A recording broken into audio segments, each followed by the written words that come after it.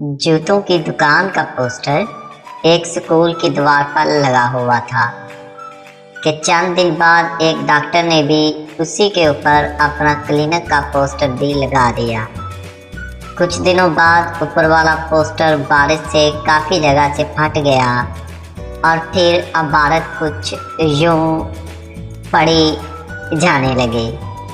हमारे यहाँ मरीजों की खुसूसी मरम्मत की जाती है। जूतों को टीबी के टीके मुफ्त लगाए जाते हैं। मरीजों को तंदुरुस्त रहने के लिए 1 साल की गारंटी दी जाती है।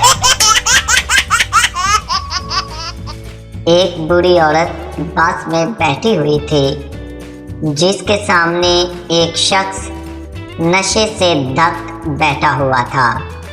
बूढ़ी औरत ने उससे कहा, तुम सीधे दोज़ख की तरफ जा रहे हो।